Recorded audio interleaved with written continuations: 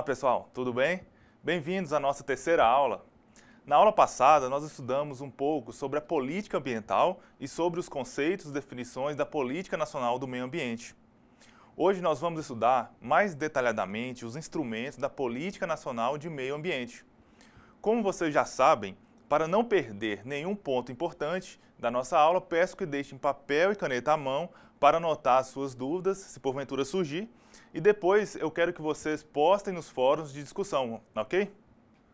A aula de hoje é sobre os instrumentos da Política Nacional de Meio Ambiente. A nossa meta é apresentar esses instrumentos da Política Nacional de Meio Ambiente e os objetivos são entender a finalidade dos instrumentos e sua aplicabilidade e entender o que é o impacto ambiental, conhecendo as formas de identificar, medir e prevenir.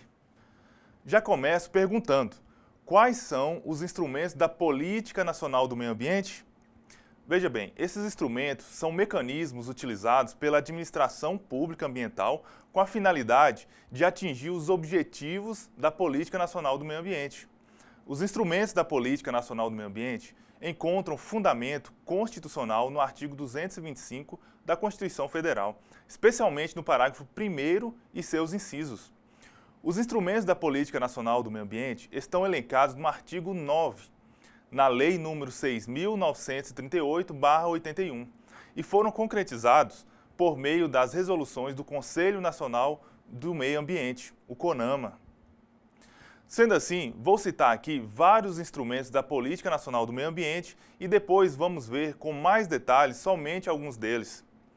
Portanto, são instrumentos da Política Nacional do Meio Ambiente o estabelecimento de padrões de qualidade, o zoneamento ambiental, a avaliação de impactos ambientais, o estudo de impacto ambiental, o licenciamento e a revisão de atividades efetiva ou potencialmente poluidoras, os incentivos à produção e instalação de equipamentos e a criação ou absorção de tecnologia voltados para a melhoria da qualidade ambiental.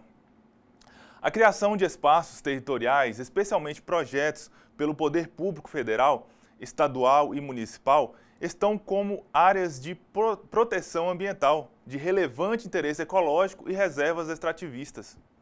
O Sistema Nacional de Informações sobre o Meio Ambiente, o Cadastro Técnico Federal de Atividades e Instrumentos de Defesa Ambiental, as penalidades disciplinares ou compensatórias ou o não cumprimento das medidas necessárias à preservação ou correção da degradação ambiental.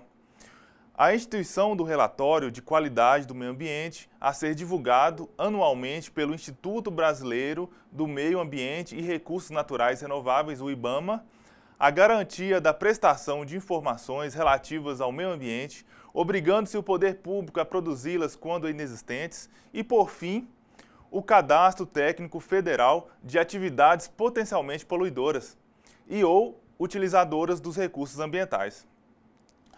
Como eu disse, vamos nos ater a alguns instrumentos da Política Nacional do Meio Ambiente.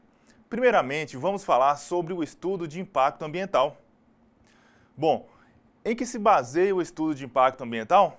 Se baseia na identificação e avaliação das consequências das ações humanas sobre o ambiente. O estudo de impacto ambiental demanda uma visão do ambiente como um grupo de situações e de elementos que cercam cada ser vivo. Nesta perspectiva, o ambiente não constitui apenas o habitat físico de um curso de água, por exemplo, mas inclui também a água, o solo, o ar e as plantas. O ambiente é constituído por tudo o que rodeia o homem, incluindo os seres humanos, com suas relações socioeconômicas e outros seres vivos e todos os processos e sistemas que dependem do homem para existir. Pensando nessa visão sistêmica de ambiente, o estudo de impacto ambiental estabelece assim o empenho para, vamos lá, determinar a forma como as ações do homem modificam as entidades que rodeiam o ser humano e a sua própria dinâmica, estabelecer critérios para avaliar tais mudanças, minimizar algumas consequências através do aprimoramento da técnica e dos métodos de gestão. Enquanto técnica de apoio à decisão, a relevância do estudo de impacto ambiental torna-se significativa para os tomadores de decisão, Portanto, o objetivo de se estudar os impactos é o de avaliar as consequências das ações humanas para prevenir danos que o ambiente poderia sofrer devido à execução dos projetos. O estudo de impacto ambiental deve atender ao que exige a Lei da Política Nacional do Meio Ambiente, que estão elencados no artigo 5º da Resolução CONAMA número 001/86. Vamos à resolução? Veja na tela. Artigo 5º. O estudo de impacto ambiental, além de atender à legislação, em especial os princípios e objetivos expressos da Lei de Política Nacional do Meio Ambiente, obedecerá às seguintes diretrizes gerais: contemplar todas as alternativas tecnológicas e de localização de projeto, confrontando-as com a hipótese de não execução do projeto. Número 2. Identificar e avaliar sistematicamente os impactos ambientais gerados nas fases de implantação e operação da atividade. Definir os limites da área geográfica a ser direta ou indiretamente afetada pelos impactos, denominada área de influência do projeto, considerando, em todos os casos, a bacia hidrográfica na qual se localiza. Número 4. Considerar os planos e programas governamentais propostos e em implantação na área de influência do projeto e sua compatibilidade. Deve-se ter em consideração que as tentativas de minimização de um impacto ambiental devem considerar a sua influência em todos os outros, devido à natureza interativa e relacional da análise ambiental. De acordo com esta visão global, o estudo de impacto ambiental inclui quatro etapas principais. Utilizar o conhecimento existente sobre os processos incluídos no projeto para identificar os seus impactos diretos nos diversos componentes e na dinâmica do ambiente físico e social. Utilizar o conhecimento sobre a dinâmica das interações entre as componentes físicas, sociais e econômicas do ambiente para identificar impactos indiretos e subsequentes. Aplicar um procedimento formal para avaliar os possíveis impactos ambientais que tenham sido identificados. Por fim, com base na avaliação dos impactos, deve-se implementar ou sugerir medidas que os minimizem ou compensem. O estudo de impacto ambiental é referente a um projeto específico a ser implantado em uma determinada área. Trata-se de um estudo prévio, ou seja, serve de instrumento de planejamento e subsídio à tomada de decisões políticas na implantação da obra. É interdisciplinar, ou seja, é necessário vários profissionais de diversas áreas do conhecimento, como um biólogo, um geógrafo, um sociólogo e outros. E também deve levar em conta os segmentos básicos do meio ambiente, os meios físico, biológico e socioeconômico. Além disso, o estudo de impacto ambiental deve seguir um roteiro que contém os seguintes passos. Vamos à tela. O primeiro passo é o diagnóstico ambiental da área de influência do projeto. Esse diagnóstico ambiental pode ser definido como um conhecimento de todos os componentes ambientais de uma determinada área para a caracterização da sua qualidade ambiental. Sendo assim, é necessário interpretar a situação ambiental da área a partir da interação dos seus componentes, que pode ser elementos físicos, biológicos e socioculturais. Por exemplo, qual o clima da região do empreendimento? Como é a geologia da região? Existem sismos constantes na região? Como é a geomorfologia ou as condições de relevo da região? E a qualidade do ar, como é? Como está o nível de preservação das florestas? E a fauna, será que está preservada? Como se caracteriza o patrimônio histórico e cultural da região? Existe uma população numerosa? Dentre muitos outros fatores que podem ser analisados. O segundo passo é a avaliação de impacto ambiental, AIA. A avaliação de impacto ambiental pode ser definida como uma série de procedimentos legais, institucionais e técnicos científicos e tem o objetivo de caracterizar e identificar impactos na instalação futura de um empreendimento. A avaliação de impacto ambiental tem que prever o tamanho e a importância dos problemas que o empreendimento qualquer pode causar no momento da sua instalação. Mas nós vamos estudar a avaliação de impacto ambiental mais à frente. O terceiro passo são as medidas mitigadoras. As medidas mitigadoras são ações estabelecidas pelos órgãos ambientais para tentar minimizar os impactos negativos causados por um empreendimento. Segundo o IBAMA, existem 4 tipos de medidas mitigadoras. Número 1. Medidas mitigadoras preventivas, que são aquelas medidas que têm como objetivo minimizar ou eliminar eventos adversos com potencial para causar prejuízos aos itens ambientais do meio natural, que são os físicos, bióticos e antrópicos. Este tipo de medida procura anteceder o impacto negativo. Número 2, temos também as medidas mitigadoras corretivas, que visam restabelecer a situação anterior à ocorrência de um evento adverso sobre o item ambiental destacado nos meios físico, biótico e antrópico, através de ações de controle ou de eliminação do fator provocador do impacto. Número 3, temos também as medidas mitigadoras compensatórias, que consistem em medidas que procuram repor bens socioambientais perdidos em decorrência de ações diretas ou indiretas do empreendimento. Número 4, e por fim, as medidas potencializadoras. São aquelas que visam otimizar e maximizar o efeito de um impacto positivo decorrente, direta ou indiretamente, da implantação do empreendimento. O quarto passo é o programa de monitoramento dos impactos. Este programa de monitoramento ambiental é um documento que mostra as ações mitigadoras do impacto ambiental e são avaliados nos estudos de impactos ambientais, na fase do licenciamento prévio de um empreendimento. Muito bem, pessoal. Como você já deve ter percebido, o estudo de impacto ambiental deve conter várias informações.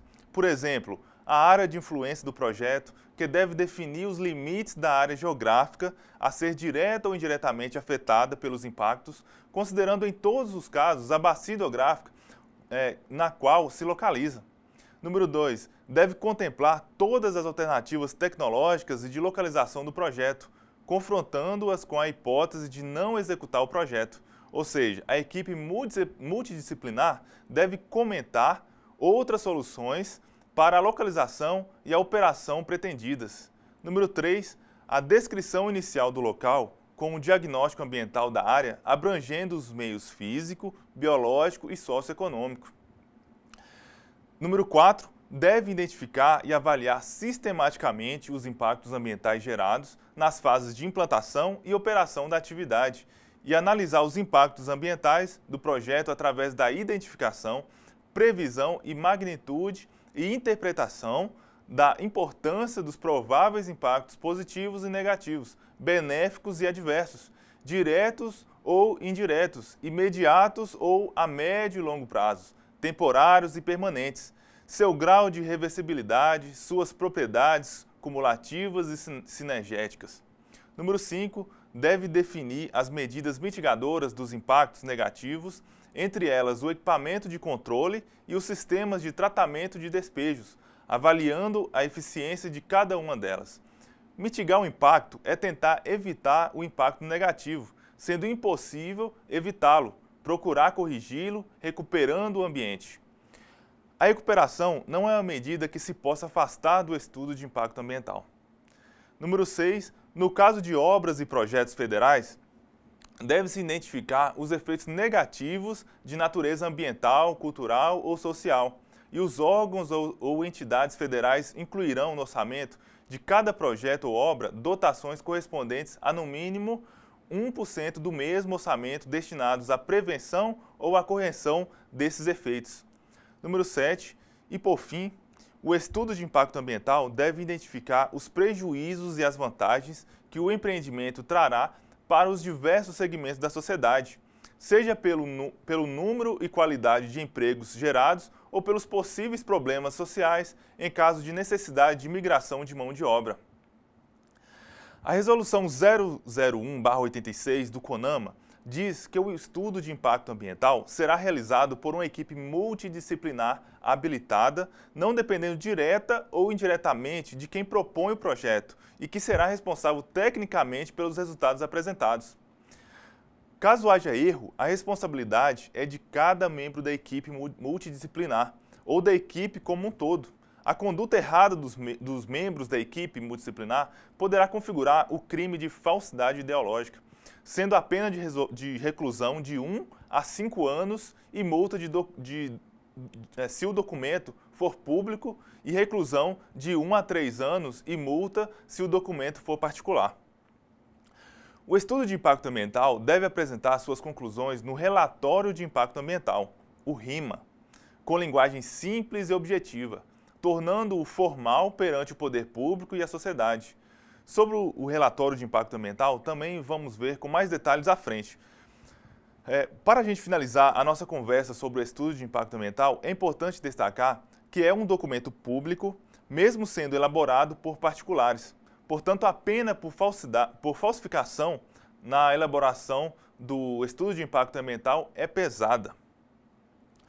Outro instrumento da Política Nacional do Meio Ambiente é a avaliação de impacto ambiental, que nós já começamos a falar sobre isso, mas agora vamos ver com mais detalhes. Ok? Muito bem.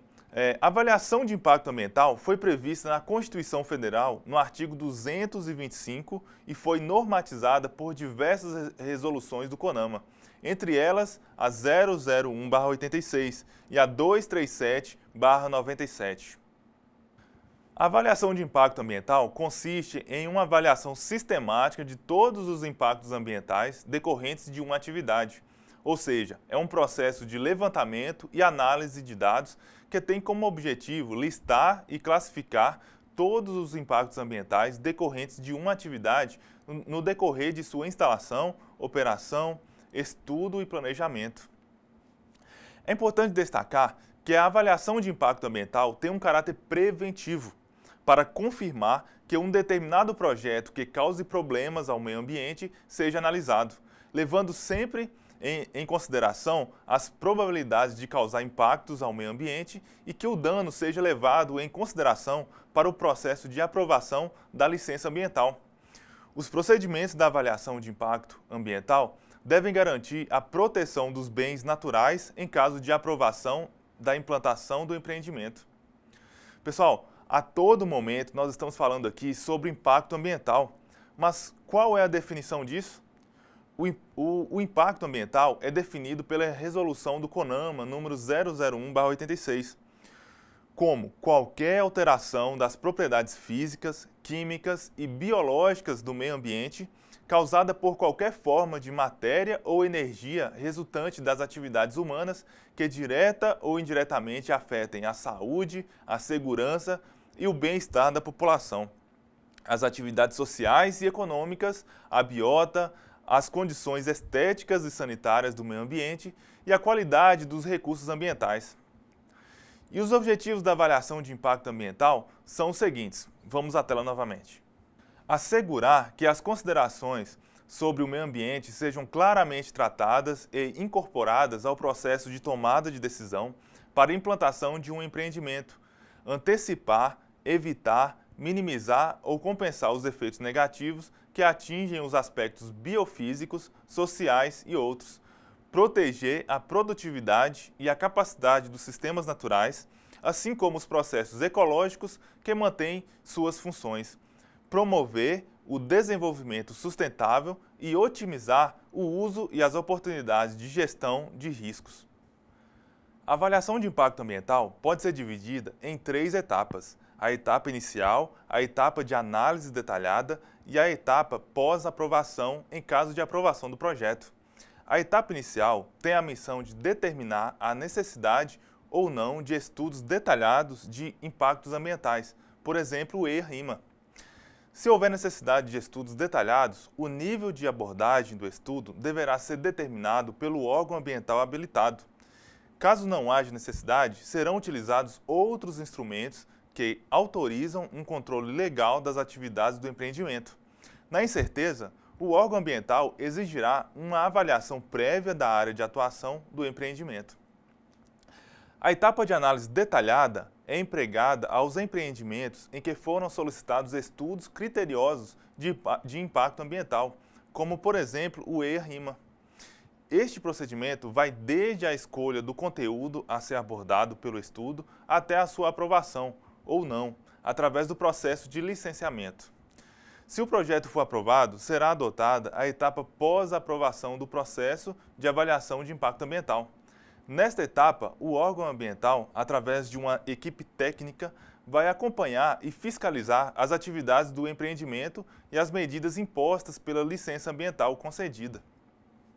Bom, pessoal, o próximo instrumento da Política Nacional do Meio Ambiente é o estabelecimento de padrões de qualidade. Os padrões de qualidade são as normas adotadas pela legislação ambiental e pelos órgãos administrativos de meio ambiente sobre os níveis permitidos de poluição do ar, da água, do solo e dos ruídos. Os padrões de qualidade ambiental permitem os valores máximos de lançamento de poluentes permitidos. O Conselho Nacional de Meio Ambiente, que estabelecem as resoluções que tratam dos padrões de qualidade ambiental no Brasil, e assim estão regulamentados os padrões de qualidade do ar, das águas e dos níveis de ruídos. Esses regulamentos são elaborados e redigidos de forma muito técnica e quem é leigo nessa área pode ter alguma dificuldade para compreendê-los. É o poder público que deverá estabelecer os limites de poluentes no ar, das águas e a emissão de ruídos sem causar danos ao meio ambiente ou colocar em perigo a saúde humana, a qualidade de vida e os ecossistemas. Vamos falar um pouco sobre esses 3 padrões de qualidade ambiental. Primeiro, vamos aos padrões de qualidade do ar. O Conselho Nacional do Meio Ambiente, o CONAMA, através da Resolução 005/89, de 5 de junho de 1989, criou o Programa Nacional de Controle da Qualidade do Ar, o PRONAR. O objetivo desse programa é estabelecer limites de poluentes no ar atmosférico com a finalidade de proteger a saúde, o bem-estar das populações e a melhoria da qualidade de vida. Essa resolução fixa o limite máximo de emissão de poluentes no ar atmosférico, como as partículas totais em suspensão, a fumaça, as partículas inaláveis, o dióxido de enxofre, monóxido de carbono, ozônio e dióxido de nitrogênio. A Resolução 008/90, de 6 de dezembro de 1990, estabelece limites máximos de emissão de poluentes no ar em decorrência de processos de combustão externa, como, por exemplo, dióxido de enxofre. Essa resolução fixa padrões de qualidade do ar em primários, níveis máximos toleráveis, e secundários, que são os níveis desejados. A Resolução 003/90, de 28 de junho de 1990, do CONAMA, por sua vez, definiu poluentes atmosféricos como qualquer forma de matéria ou energia com intensidade e em quantidade, concentração, tempo ou características em desacordo com os níveis estabelecidos, ou que tornem ou possam tornar o ar impróprio, nocivo ou ofensivo à saúde, inconveniente ao bem-estar público, danoso aos materiais, à fauna e à flora e prejudiciais à segurança, ao uso e gozo da propriedade e às atividades normais da comunidade. Esta resolução estabelece um plano de emergência para episódios críticos de poluição do ar, quando os poluentes ultrapassarem os limites pré-estabelecidos, colocando em risco a saúde humana. Temos também os padrões de qualidade das águas.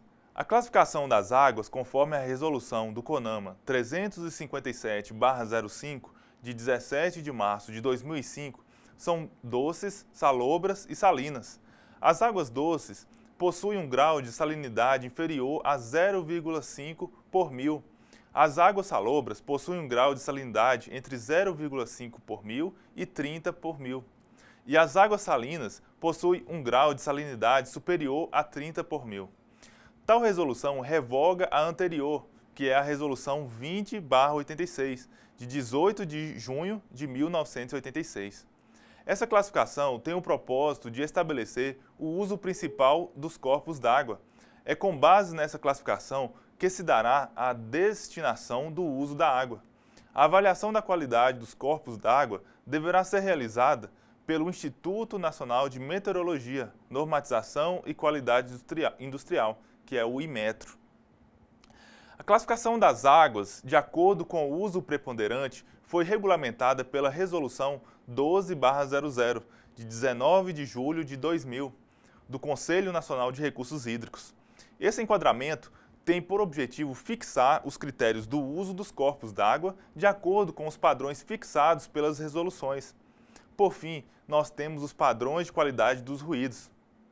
Os ruídos podem causar graves danos ao aparelho auditivo do ser humano, especialmente se ultrapassarem os limites estabelecidos pelas normas e de forma contínua.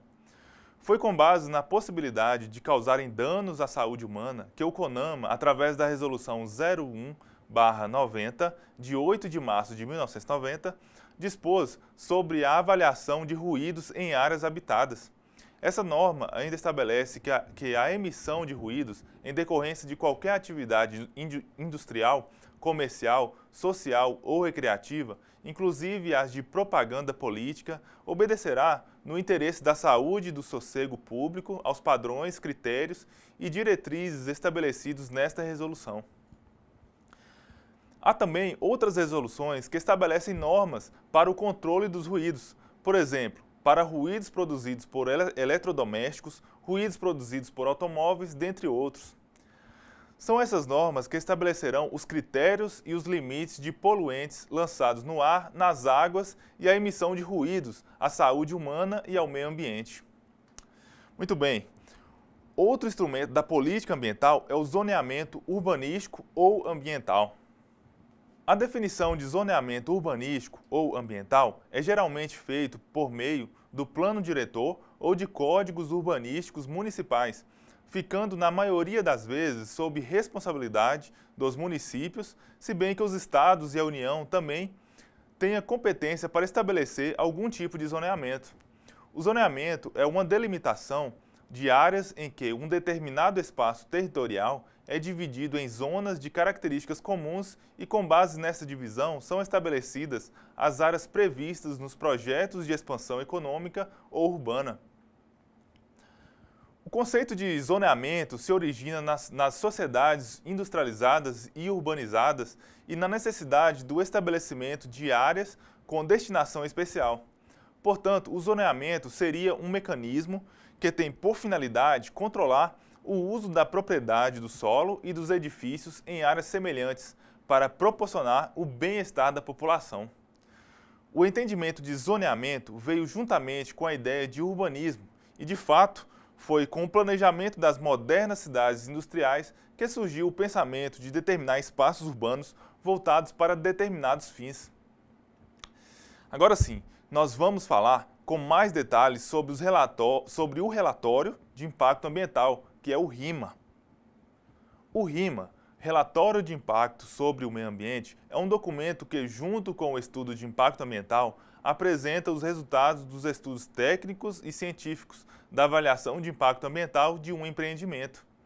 A diferença entre o estudo de impacto ambiental e o relatório de impacto ambiental é que o RIMA se destina à comunidade e deve ter linguagem acessível e ser mais objetivo, contendo as conclusões do estudo de impacto ambiental, enquanto o estudo de impacto ambiental é o estudo completo com todo o detalhamento necessário para a análise dos técnicos responsáveis pela aprovação do projeto. O RIMA deve ser apresentado de forma objetiva e de fácil compreensão. As informações devem ser traduzidas em linguagem acessível, ilustradas por mapas, cartas, quadros e gráficos, para que seja possível entender as vantagens e desvantagens do projeto, bem como todas as consequências ambientais de uma implementação. Dessa forma, o relatório de impacto ambiental deve conter os seguintes itens. Número 1. Os objetivos e justificativos do projeto, sua relação e compatibilidade com as políticas setoriais, planos e programas governamentais. Número 2. A descrição do projeto e suas alternativas tecnológicas e locacionais, especificando para cada um deles, nas fases de construção e operação, a área de influência, as matérias-primas e mão de obra, as fontes de energia, os processos e técnica operacionais, os prováveis efluentes, emissões, resíduos de energia, os empregos diretos e indiretos a serem gerados. Número 3. A síntese dos resultados do estudo de diagnóstico ambiental da área de influência do projeto. Número 4. a descrição dos prováveis impactos ambientais da implantação e operação da atividade, considerando o projeto suas alternativas, os horizontes de tempo de incidência dos impactos e indicando os métodos, técnicas e critérios adotados para sua identificação, quantificação e interpretação. Número 5. A caracterização da qualidade ambiental futura da área de influência, comparando as diferentes situações da adoção do projeto e suas alternativas, bem como a hipótese de sua não realização. Número 6. A descrição do efeito esperado das medidas mitigadoras previstas em relação aos impactos negativos, mencionando aqueles que não puderam ser evitados e o grau de alteração esperado. Número 7. O programa de acompanhamento e monitoramento dos impactos. Número 8. A recomendação quanto à alternativa mais favorável, que são as conclusões e comentários de ordem geral. Existem diferenças entre o estudo de impacto ambiental e o relatório de impacto ambiental, sendo que a principal é que o estudo de impacto ambiental apresenta uma abrangência maior, englobando o relatório de impacto ambiental em seu conteúdo. O estudo de impacto ambiental compreende o levantamento da literatura científica e legal pertinente, trabalhos de campo, análises de laboratório e a própria redação do relatório. Já o relatório de impacto ambiental refletirá as conclusões do estudo de impacto ambiental. O estudo de impacto ambiental é realizado previamente ao RIMA, sendo a base para a elaboração do relatório. Portanto, devemos destacar a interdependência entre os conceitos de estudo de impacto ambiental e de relatório de impacto ambiental, ou seja, não é possível elaborar um relatório de impacto ambiental sem a realização de um estudo de impacto ambiental. Muito bem, pessoal. Por último, nós vamos estudar o instrumento licenciamento ambiental. O licenciamento ambiental é o processo administrativo complexo que tramita perante a instância administrativa responsável pela gestão ambiental, seja no âmbito federal, estadual ou municipal, e que tem como objetivo assegurar a qualidade de vida da população por meio de um controle prévio e de um continuado acompanhamento das atividades humanas capazes de gerar impacto sobre o meio ambiente. A instalação, a expansão e a operação de equipamentos ou atividades industriais, comerciais e de prestação de serviços dependem de prévia autorização e inscrição em registro cadastral, desde que inseridas na listagem das atividades consideradas potencialmente causadoras de degradação ambiental, como, por exemplo, as atividades industriais, as minerárias, que é a extração de areia, calcário, argila, dentre outros, de infraestrutura, que são produz pontes, rodovias, loteamentos, gasoduto, hidrelétrica, termoelétrica e dentre outros. Também a agropastoris, que é a suinocultura, a avicultura, etc. A Lei Federal número 6.938, de 31 de agosto de 1981, que prevê o licenciamento ambiental, determina que a competência para a realização é do órgão estadual do setor, cabendo à autoridade federal, através do IBAMA, atuar de forma supletiva em casos de omissão do órgão estadual ou quando as obras ou atividades forem capazes de provocar impactos regionais. Em Minas Gerais, o licenciamento ambiental é exercido pelo COPAN, Conselho Estadual de Política Ambiental, por intermédio das câmaras especializadas da FEAM, que é a Fundação Estadual do Meio Ambiente, no tocante às atividades industriais, minerárias e de infraestrutura, e do IEF, Instituto Estadual de Florestas, no tocante às atividades agrícolas, pecuárias e florestais.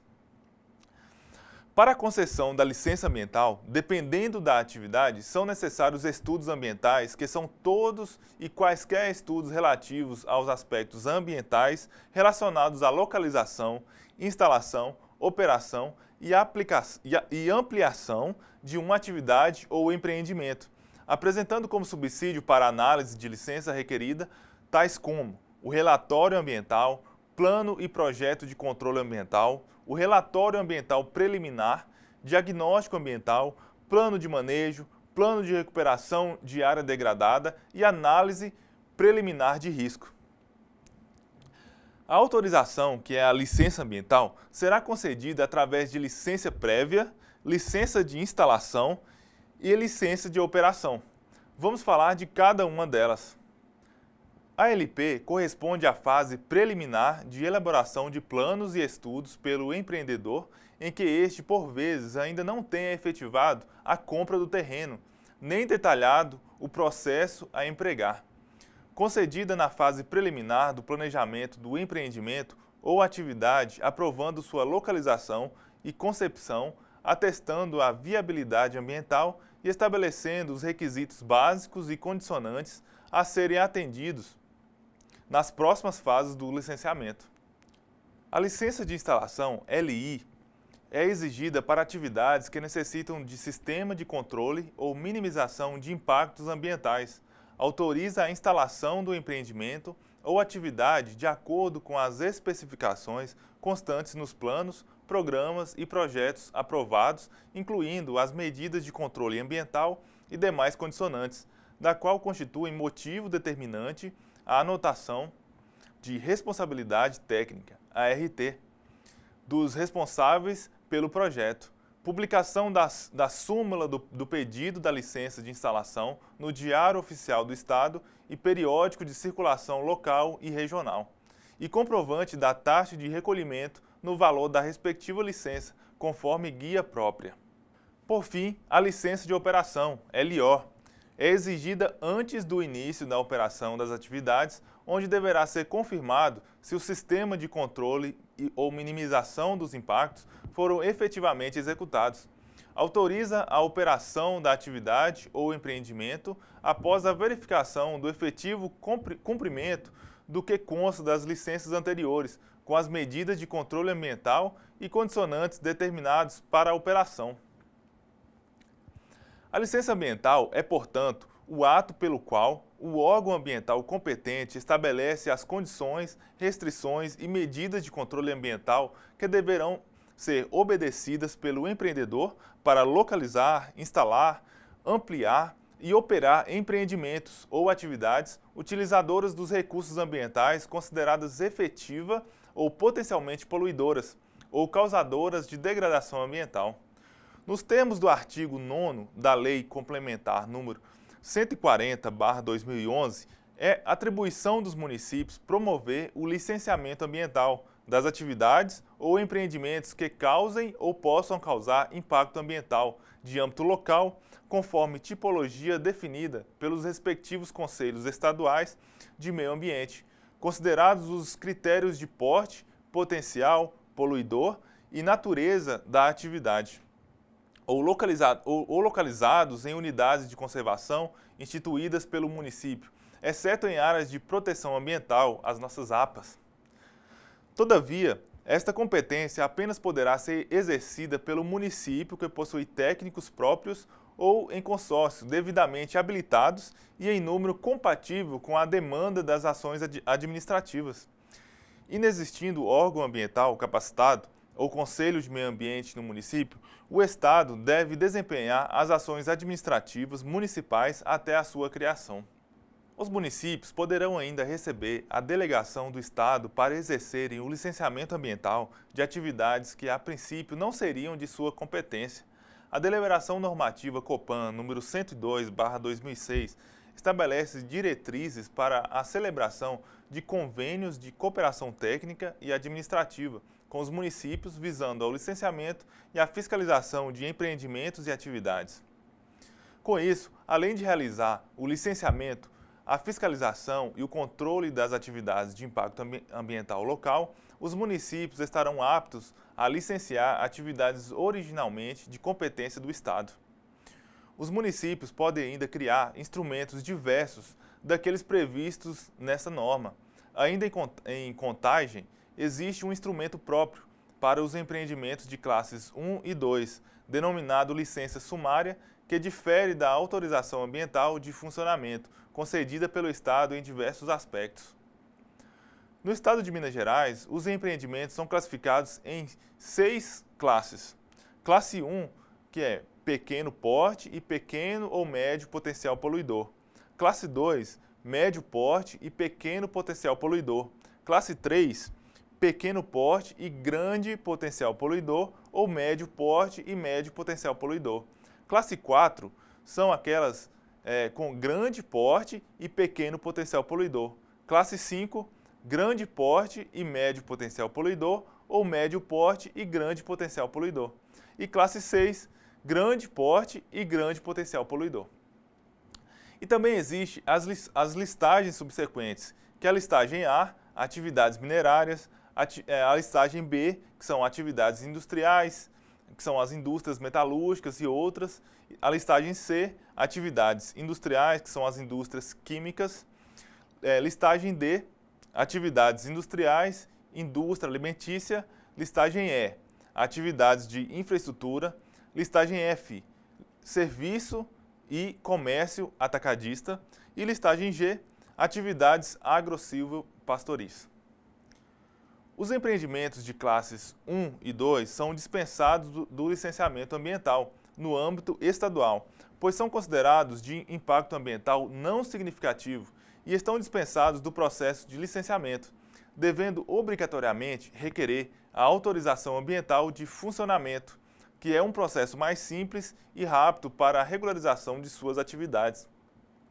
Os empreendimentos de classe 3, 4, 5 e 6, por sua vez, devem proceder ao licenciamento ambiental. Os empreendimentos que se enquadram nas classes 3 a 6 deverão necessariamente obter a licença prévia, licença de instalação e licença de operação. As classes 3 e 4 podem solicitar concomitantemente a licença prévia e a licença de instalação. Para as classes 5 e 6, no entanto, é necessário obter cada uma das licenças separadamente, ou seja, deve-se primeiramente obter a licença prévia para depois requerer a licença de instalação e, por fim, a licença de operação. É importante ressaltar que a regularização ambiental de um empreendimento não termina com a obtenção da licença de operação ou da autorização ambiental de funcionamento.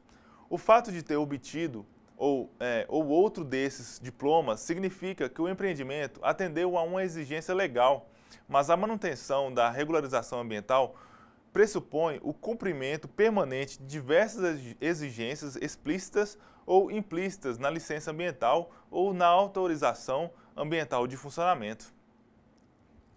Bom, pessoal, são esses alguns dos instrumentos da política ambiental nacional. Espero que vocês tenham aprendido um pouco mais sobre isso. E por hoje é só. Nos vemos na próxima aula. Até mais!